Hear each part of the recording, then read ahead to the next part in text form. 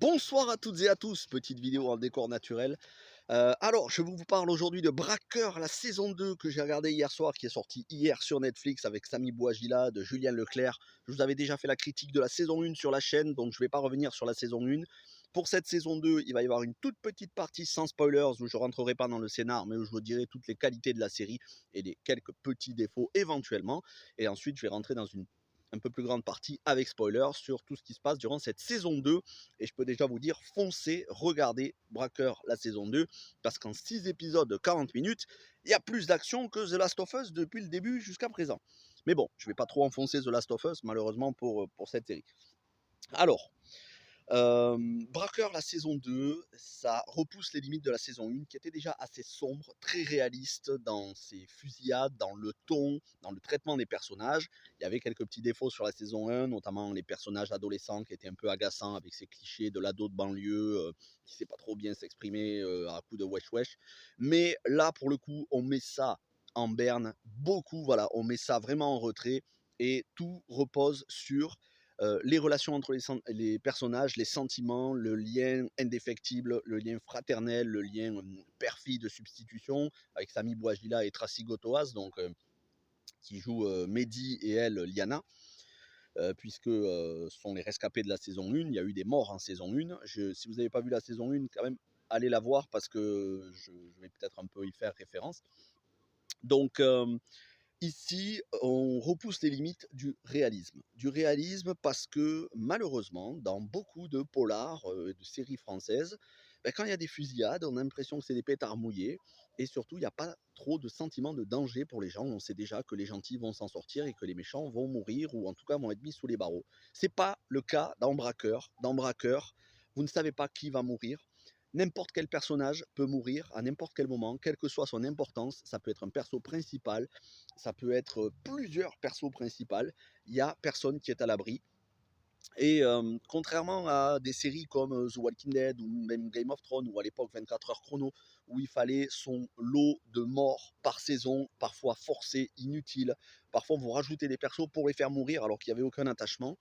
Ici, les morts qu'il y a, elles sont réalistes parce qu'ils vont être confrontés, donc notre équipe, Mehdi, Tony et Liana, les rescapés de la saison 1, ils vont être confrontés à un cartel du Venezuela, si je me rappelle bien, il me semble que c'est le Venezuela, représenté par la personne de Almeida, joué par Joaquim de Almeida, l'excellent Joaquim de Almeida, qui, si je ne me trompe pas, mes souvenirs sont bons, il jouait dans Desperado, mais on a pu le voir dans 24 heures chrono, la saison 4, je crois, qui jouait Ramon Salazar, et on a pu le voir dans Fast and Furious 5.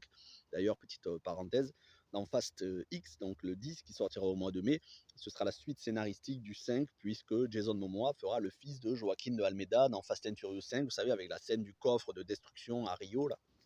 Bref, Joaquim de Almeida, qui ici fait un procureur, le procureur en charge de démanteler les cartels au Venezuela, mais qui en fait travaille pour les cartels, et c'est même un mec ultra dangereux qui veut prendre la tête du cartel pour lequel il bosse, en essayant à la fois d'éliminer tous les concurrents sur le terrain en Belgique, et en Europe, mais aussi éliminer ses propres patrons.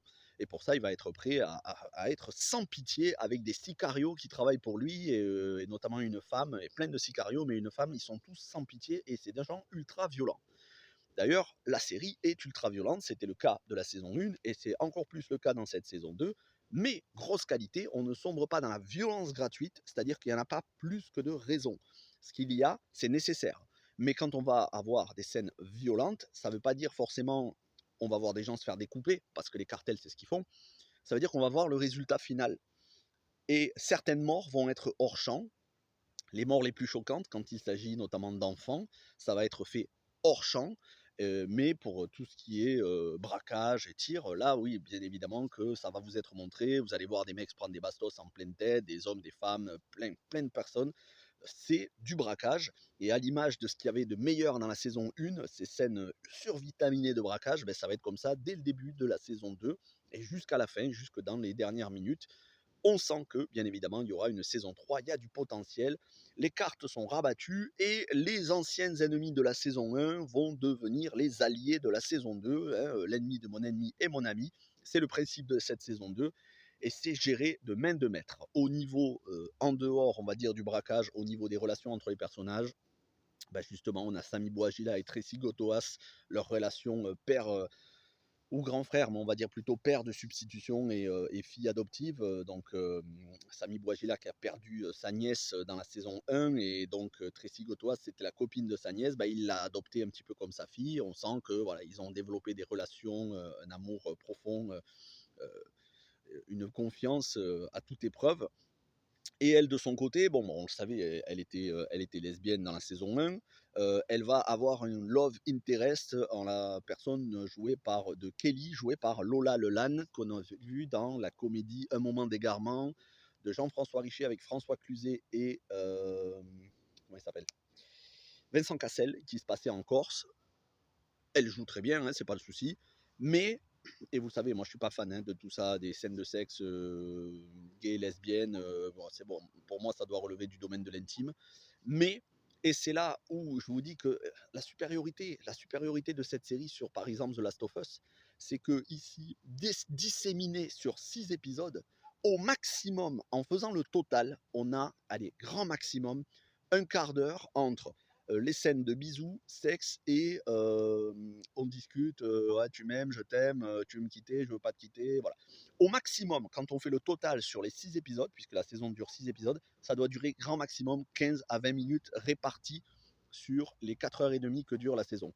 Vous voyez, on est loin des 50 minutes de The Last of Us épisode 3 où on essaye de nous faire sombrer dans le pathos avec une romance LGBT totalement hors sujet. Donc c'est beaucoup, beaucoup mieux géré.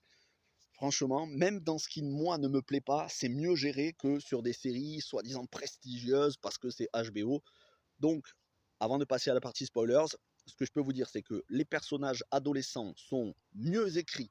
Ils ont pris en maturité. Ils sont moins agaçants que dans la saison 1.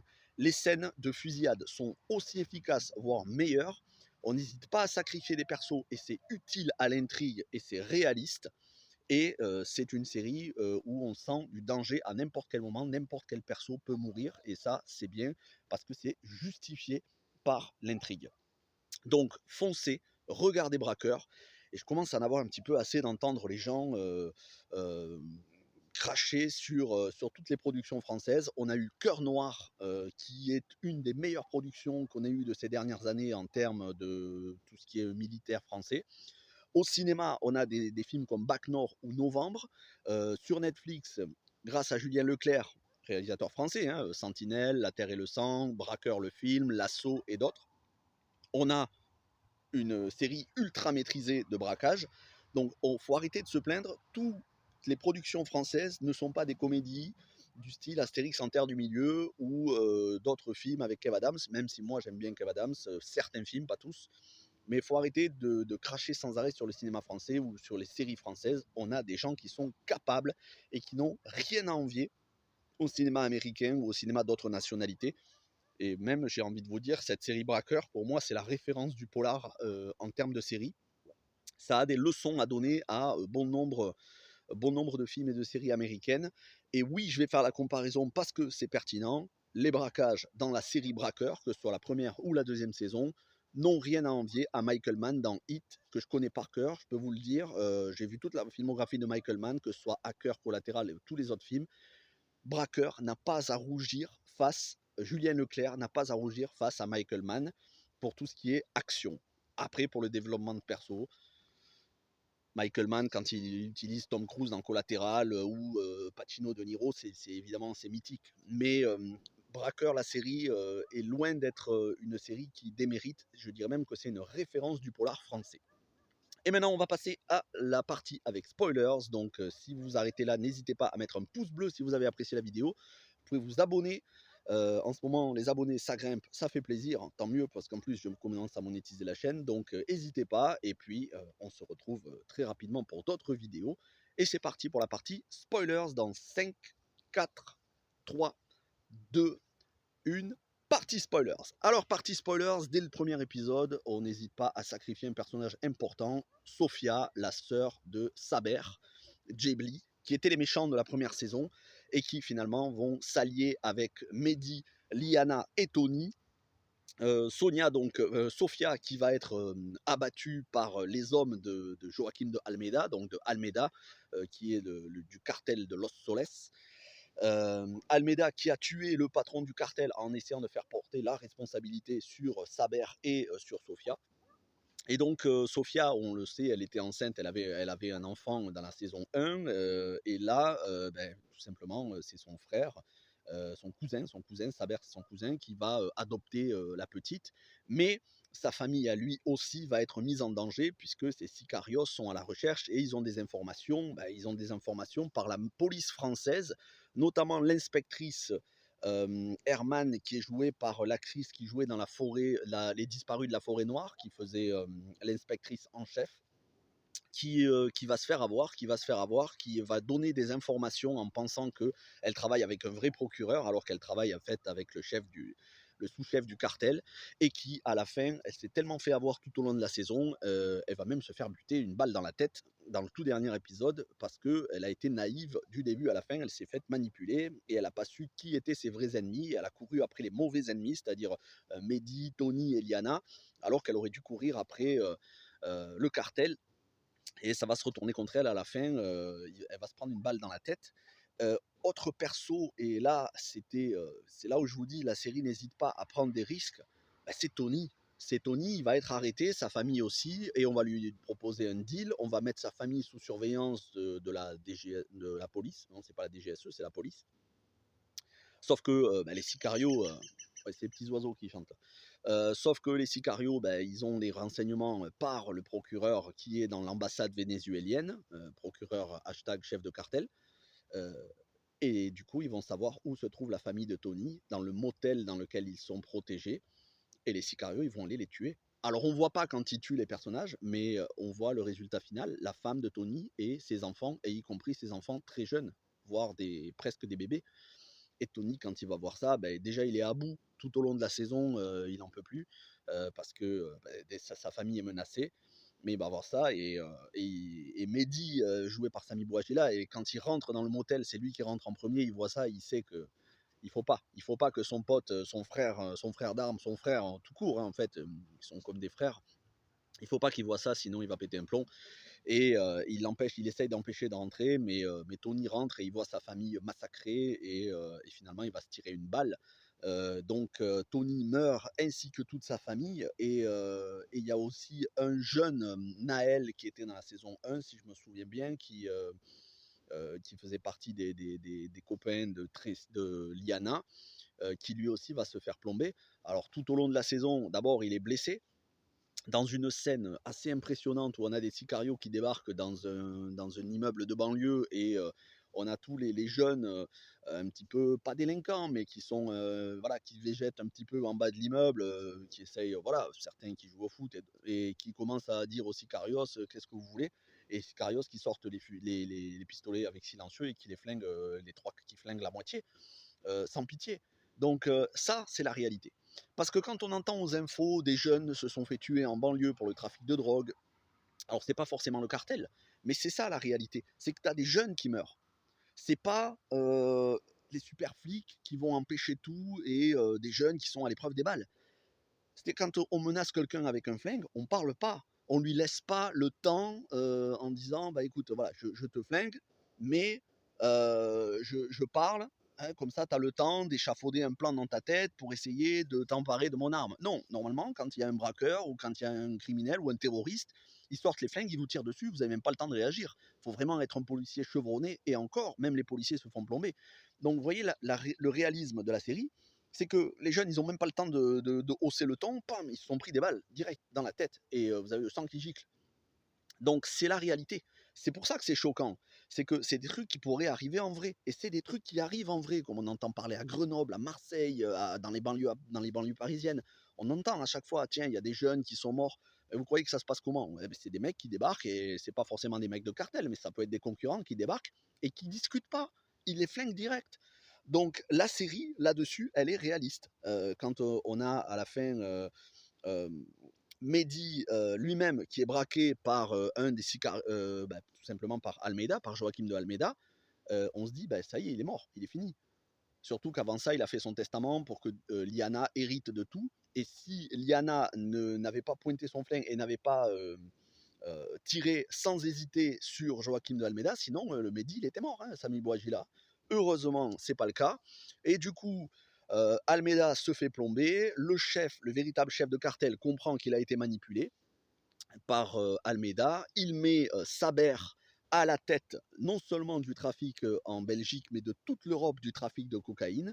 Saber qui a tout perdu sauf sa femme et ses enfants, son ex-femme puisqu'il est divorcé, ex-femme qui a adopté la fille de Sofia qui est morte en début de saison 1. Donc son ex-femme et ses enfants vont partir au Maroc ou dans un autre endroit du monde en dehors de l'Europe, et lui, Saber, devient, puisque Saber, entre-temps, s'est allié avec Mehdi, Tony et Liana pour faire, voilà, pour faire un braquage, pour braquer la cocaïne et l'argent du cartel, pour essayer de les forcer à négocier. Mais Saber va devenir à la fin de la saison le patron du trafic de drogue, le représentant du cartel de Los Soles, le cartel vénézuélien de Los Soles, donc euh, dans toute l'Europe. Il va gérer tout le trafic en Europe. Quant à Mehdi et Liana, les seuls rescapés de l'équipe, eux, le cartel va leur être reconnaissant et va mettre un jet à disposition en disant vous pouvez partir n'importe où dans le monde, voilà, vous serez en sécurité, on n'a plus rien contre vous, on sait que ce n'est pas vous, mais que voilà, c'était Joachim de Almeida qui avait essayé de faire, de remplacer tout le monde en tuant le fils du chef du cartel. Mais voilà, on sait maintenant que c'est pas vous dans l'affaire, c'est pas vous les ennemis, vous avez été les boucs émissaires. Donc, ça prévoit une saison 3 où, voilà, là, il y a eu une entente entre Saber, d'un côté, qui était le méchant de la saison 1, et Mehdi, Tony et Liana de l'autre. Maintenant, Tony exit, il est mort. Saber, il est le chef de la cocaïne dans toute l'Europe.